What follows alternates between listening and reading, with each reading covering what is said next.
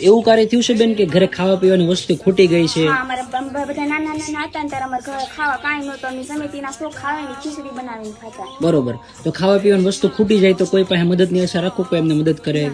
કોઈ નહીં. સમિતિમાં આવીને ખાતા. કદાચ ખાવાનું ખૂટી ગયું હોય તો ખૂટી ગયું કોકની ઘરે અમારે માંગવા જવું પડે કે અમને પૈસા આપો અમારે ઘરે ખાવા. જય લગધણી મિત્રો, અત્યારે આપણે મહુવા તાલુકાના કલસાર ગામે આવ્યા છીએ અને કલસાર ગામની અંદર 5 નોંધારા બાળકો છે, જેમાં 3 દીકરીઓ અને 2 દીકરાઓ છે. અને આ 5 બાળકોના મમ્મી પપ્પા અત્યારે હાજર છે નહીં, અવસાન પામ્યા છે. એમના પપ્પાનું 15 દિવસ પહેલા અવસાન પામ્યા છે અને એમના મમ્મી આજથી 2 વર્ષ પહેલા અવસાન પામ્યા છે. અને અત્યારે બાળકો હવે હાવ નોંધારા છે, કેમ કે આગળ પાછળ કોઈ છે નહીં.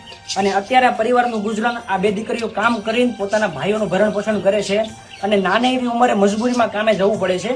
અત્યારે બાળકોને રહેવા માટે પોતાનું ઘર છે નહીં, એમના કાકાના મકાનમાં રહે છે.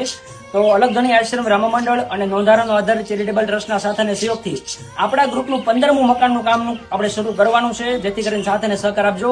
અને આપણે જે કંઈ પણ કાર્ય કરીએ છીએ રામદેવપીર મહારાજની દયાથી, એમની કૃપાથી અને એના નામ ઉપર થાય છે. આપણે તો ખાલી નિમિત્ત છીએ.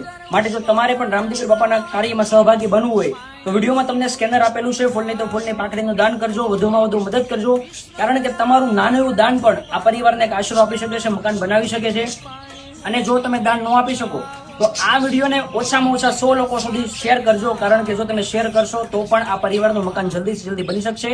બાકી અલગધણી આશ્રમ રામા મંડળમાં જે દાન આવે છે એનાથી આવી જ રીતે નિરાધાર પરિવારની સેવા કરવામાં આવે છે.